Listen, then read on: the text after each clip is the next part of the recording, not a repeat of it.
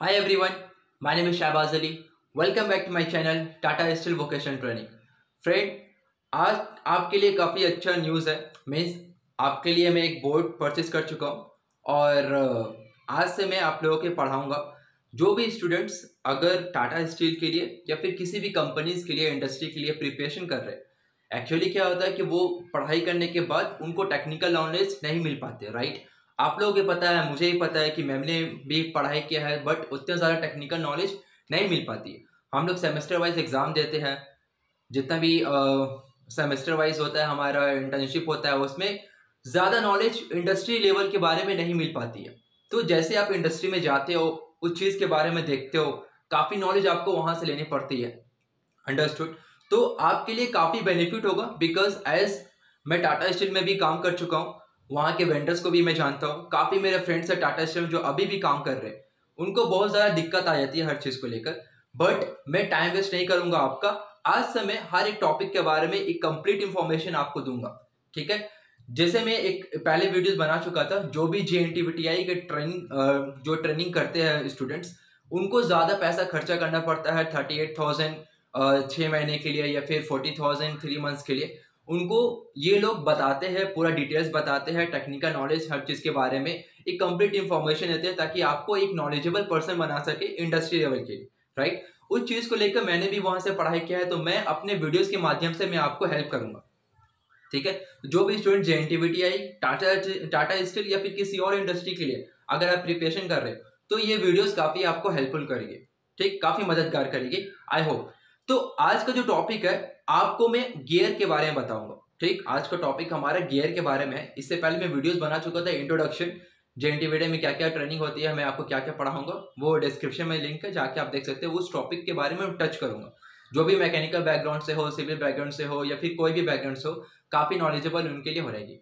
तो गियर्स के बारे में फ्रेंड्स आज हम जानेंगे कि गियर्स होते क्या है, उसके एडवांटेज क्या है, कितने टाइप्स ऑफ गियर्स होंगे, और किस गियर को हम लोग कब यूज़ करेंगे, क्या क्या इन्फॉर्मेशन होता है जो इंडस्ट्री लेवल में यूज़ होती है। सारे कुछ मैं आपको इस वीडियो में बताऊंगा, ठीक है। पार्ट बाय पार्ट करके बताऊंगा, क्योंकि एक वीडियो में बनाने में बहुत लंबा चल जाएगा।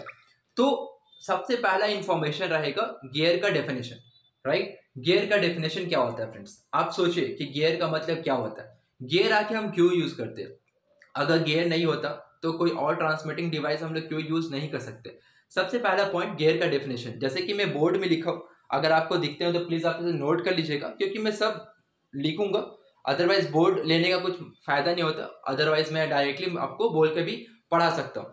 नोट्स इसलिए बनाने इंपॉर्टेंट है बिकॉज आपको बाद में रेफरेंस में काम आ सकता है, आप रीड करके उसे जानकारी ले सकते हो, ठीक। तो प्लीज आप कॉपी या पेन आप जरूर निकाल के रखिए, जो भी मैं बोर्ड्स में लिख रहा हूँ उसे आप जरूर नोट डाउन जरूर कर देना, ठीक है।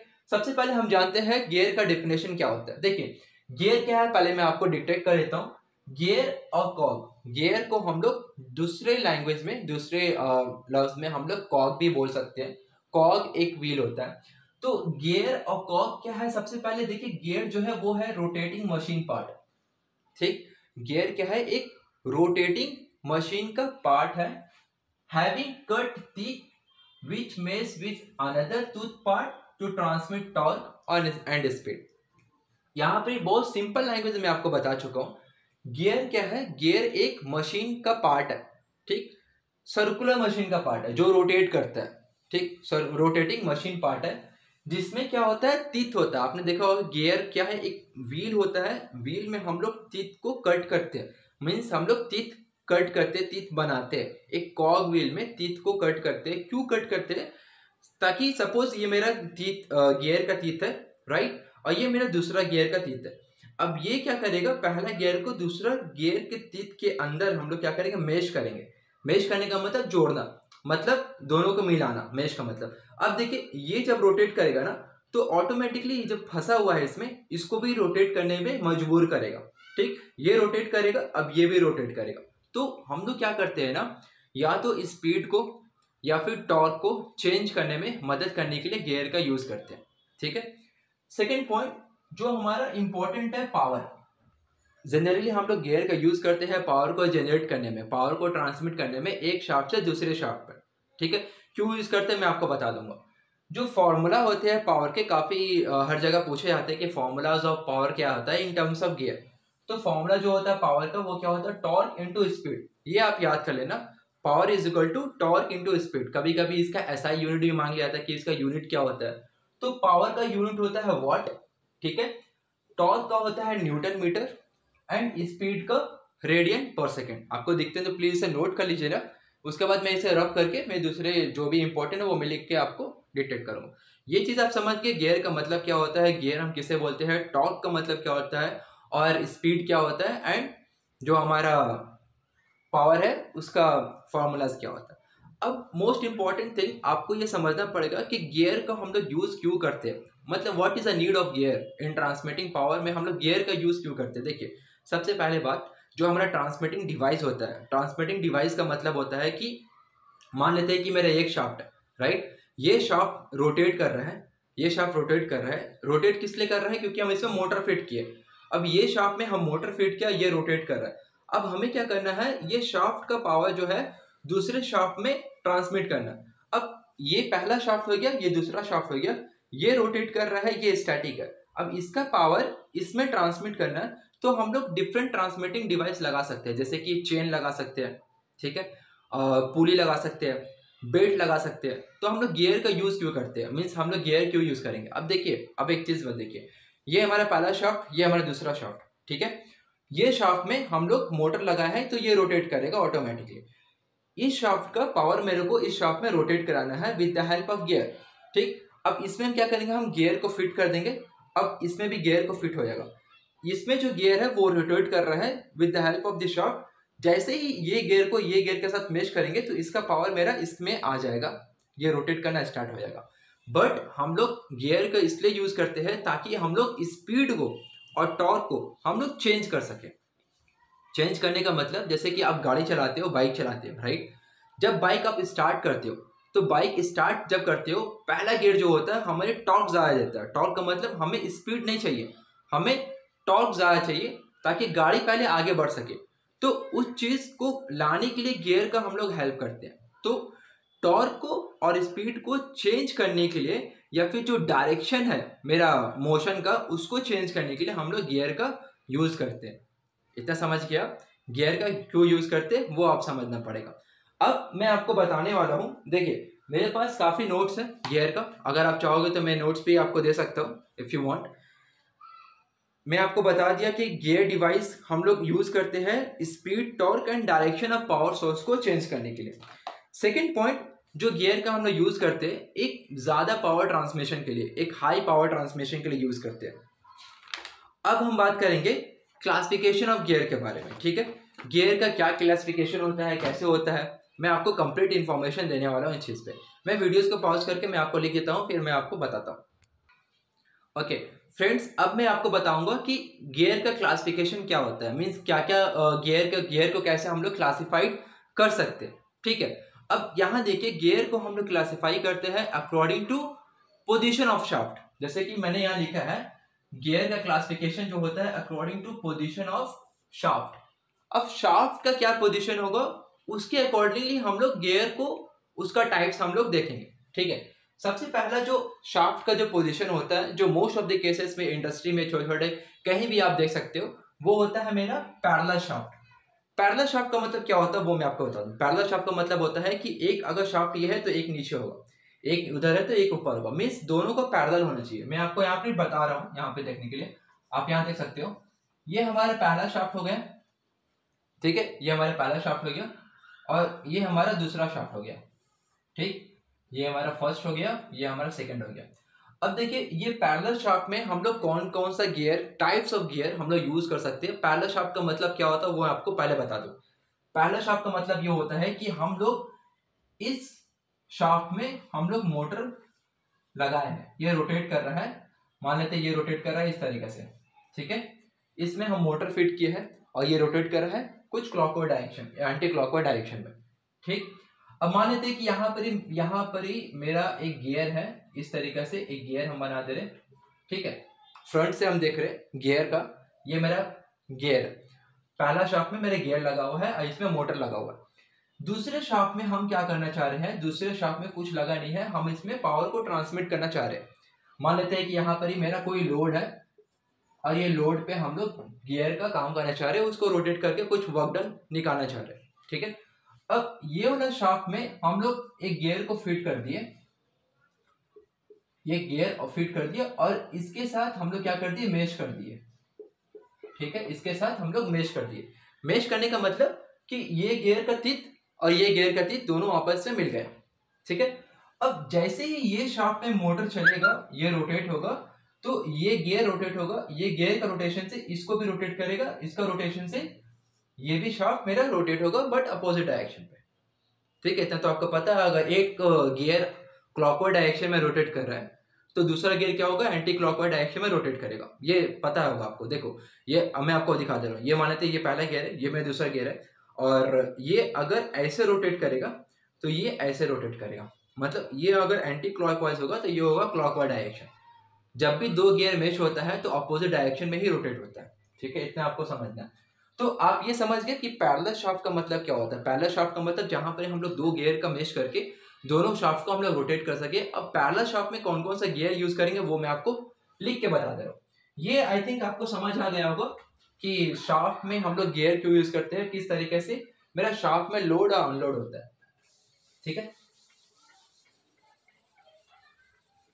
अब बात आता है कि पैरेलल शाफ्ट में जब मेरा दो शाफ्ट पैरेलल होता है, वो दोनों शाफ्ट में हम लोग कौन कौन सा गियर यूज करते हैं और वो गियर का क्या क्या क्लासिफिकेशन होता है, कैसे हम समझेंगे कि वो मतलब पैरेलल शाफ्ट का गियर है।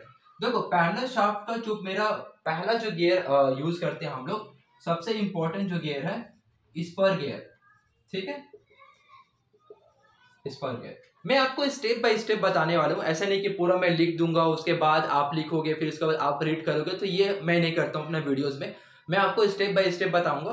थोड़ा सा वीडियोस लॉन्ग होता है बट आपको एक कंप्लीट इंफॉर्मेशन दूंगा जो आपके टीचर्स लोग देते हैं, ठीक है। जो मुझे पढ़ाया है टाटा स्टील लोगों ने, उस तरीके से उससे और एडवांस लेवल में आपको पढ़ा सकता हूँ, बिकॉज मैं पढ़ने के बाद भी बहुत कुछ पढ़ा हूँ और जो लोग वो नहीं पढ़ा है वो मैं आपको पढ़ा सकता हूँ फॉर डेफिनेटली, ठीक है। स्पर गियर का मतलब क्या होता है वो आप देखिए। स्पर गियर क्या होता है, स्पर गियर को आप कैसे समझोगे और स्पर गियर का एडवांटेज क्या होता है, डिसएडवांटेज क्या होता है, वो मैं आपको अभी बताऊंगा। देखो स्पर गियर का मतलब होता है कि जिस गियर का टीथ मेरा स्ट्रेट हो और शाफ्ट के एक्सिस के पैरेलल हो उसको हम बोलेंगे स्पर गियर। जैसे मान लेते हैं कि ये मेरा गियर है, ठीक है, ये गियर है, फ्रंट व्यू से देख रहा हूँ, ठीक है। आप ऐसा मत समझना कि गियर में डायरेक्टली 2D डायग्राम पे बना रहा हूँ, 3D बनाना बहुत मुश्किल होगा मेरे को, बार बार बनाओ फिर बार बार रब करो, तो मैं फ्रंट व्यू से बना रहा हूँ, आपको समझ आ जाएगा। ये आपका गियर है, गियर का जो टीथ होगा वो स्ट्रेट होगा, ठीक है। गियर का जो टीथ होगा वो क्या होगा, सबसे पहला पॉइंट स्पर गियर का कि टीथ जो है मेरा स्ट्रेट होगा, ठीक है। और दूसरा जो पॉइंट है वो होगा, वो पैरेलल होगा to the axis of shaft के एक्सिस से पैरेलल होगा। जैसे कि ये मेरा गियर हो गया और इसमें हम लोग क्या कर रहे हैं, ये मान लेते हैं कि मेरा शाफ्ट है, तो शाफ्ट का एक्सिस ये हो गया, ठीक है। शाफ्ट का जो सेंट्रल एक्सिस है वो मेरा ये हो गया और टीथ का जो एक्सिस है वो ये हो गया, ठीक है। तो जो टीथ है वो स्ट्रेट होगा और शाफ्ट के एक्सिस से पैरेलल होगा, उसको हम बोलेंगे स्पर गियर, समझ गए। अगर इसमें ही मैं एक गियर को लगा रहा हूं तो ये जो गियर का जो टीथ होगा वो इस तरीके से होगा, इसका मतलब टीथ जो है वो स्ट्रेट है और शाफ्ट के एक्सिस से आपस में क्या है, पैरेलल है, तो उस गियर को हम लोग बोलेंगे स्पर गियर। बस दो ही पॉइंट है, ज्यादा आप देखो गियर को फटाफट आप बता सकते हो। ओके फाइन, ये गियर है, ये टीथ स्ट्रेट है, ठीक है, और जिस शाफ्ट में लग रहा है वो टीथ का एक्सिस और शाफ्ट का एक्सिस दोनों ही आपस में पैरेलल है, उसको हम बोलेंगे spur gear. Understood this thing? I hope you आप लोगों ने समझ गया होगा इस चीज के बारे में। इसको रब करके मैं दूसरा चीज बता रहा हूँ, ठीक है। स्पर गियर आप समझ गए, टीथ स्ट्रेट होगा और शाफ्ट के एक्सिस से पैरेलल होगा। सेकेंड पॉइंट मुझे देखना पड़ता है, अदरवाइज मैं काफ़ी चीज़ें यहाँ पर ही देख के ही बताऊंगा, बिकॉज आपको जो ही बताऊंगा एक एग्जैक्ट पॉइंट बताऊंगा, ऐसे नहीं कि बहुत कुछ बता दिया आपको कुछ समझ नहीं आया, ठीक है। इसलिए पॉइंट पॉइंट लिखा हूँ अपने कॉपी में ताकि मैं आपको अच्छे से बता सकूँ। अदरवाइज वीडियो देखने कुछ मकसद नहीं हो, कुछ फायदा नहीं होगा अगर आप देख के कुछ नहीं सीख पा रहे हो। तो मुझे लिखना ही होता मैं फटाफट लिख देता, आप उसे नोट्स करके पढ़ लेते। पढ़ने का मकसद अलग होता है, जो पढ़ा रहा है उससे समझना बहुत इंपॉर्टेंट है। टीथ आपका स्ट्रेट है, पैरेलल है axis of rotation parallel shaft से। अब इसका हम लोग यूज क्यों करते हैं ये मैं आपको बताऊंगा। सबसे पहला पॉइंट कि ये ट्रांसमिट करता है moderate amount of power, means moderate amount of power को ट्रांसमिट करता है। सेकेंड, ये जनरेट करता है लॉट ऑफ नॉइज, जैसे स्पर गियर जो है वो जनरेट करता है अ लॉट ऑफ नॉइज। आप लोगों ने देखा होगा कि स्पर गियर जहां पर हम लोग यूज करते हैं ना, वो एडवांटेज तो है बट ये थोड़ा बहुत नॉइज ज़्यादा देता है। ठीक है, ज़्यादा गड़गड़ करेगा, उतना ज़्यादा नहीं करेगा स्टार्टिंग में। अगर आप 6 महीना हो गया, 8 महीना हो गया, उसके बाद क्या होगा, नॉइज देना स्टार्ट कर जाएगा स्पर गियर में। ठीक है। सेकेंड, स्पर गियर जो है इंटरनल भी होता है एंड एक्सटर्नल भी होता है। ये मैं क्या लिख रहा हूं आपको समझ आया? ये मैं लिख रहा हूं कि स्पर गियर का जो टीथ होता है ना, उसके बॉडी के अपर पार्ट में भी टीथ कट लग रहता है, और आपने देखा होगा कि लोअर पार्ट जो अंदर का जो बॉटम होता है उसमें भी टीथ बना रहता है। तो ये दोनों टाइप्स में आते हैं, एक्सटर्नल भी आते हैं, इंटरनल भी आते हैं। ठीक है।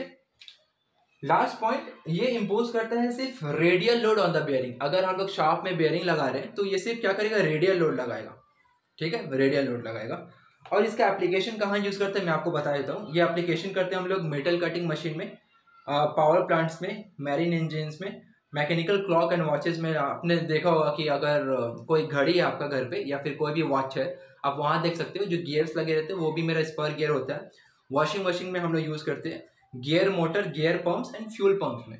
ये सब में और भी एप्लीकेशन है, ये मैं कुछ पॉइंट्स बता रहा हूँ, आपको देखना हो तो आप वहाँ पे देख सकते हो। ठीक है। एडवांटेज क्या है स्पर गियर का, कि ये ऑफर करता है कांस्टेंट वेलोसिटी रेशियो। ठीक है, एक कांस्टेंट वेलोसिटी रेशियो ऑफर करता है, इसमें ज़्यादा ऊपर कोई नीचे नहीं होता, ये कांस्टेंट प्रोवाइड करता है। सेकेंड जो है, ये बहुत चीप होता है, मतलब चीप का मतलब सस्ता में मिल जाएगा आपको। इसमें डिज़ाइन भी करना काफ़ी इजी है, इसका मेंटेनेंस भी करना काफ़ी इजी है, क्योंकि एक तो टीथ आपका स्ट्रेट है तो आपको डिज़ाइन करने में कोई इशू नहीं होगा, क्योंकि इसमें कोई एंगल कट वगैरह नहीं है। ठीक है। और ये ज़्यादा एफिशिएंट है। एफिशिएंट यहाँ पे 99% मांगा गया है। जो एफिशिएंट है आपका वो कितना है, 99% इसका एफिशिएंसी मतलब एफिशिएंट आता है। और इसमें कुछ है नहीं। हाँ, डिसएडवांटेज मैं आपको बता दूं स्पर गियर का। देखिए ये जो है स्लो स्पीड करता है, मतलब ज़्यादा फास्ट आप इसे नहीं घुमा सकते। स्पर गियर है तो ज़्यादा लोड आप इसे नहीं दे सकते हो। और ये एक्सपीरियंस करता है लार्ज अमाउंट ऑफ स्ट्रेस।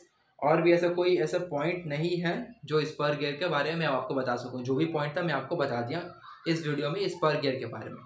ठीक है।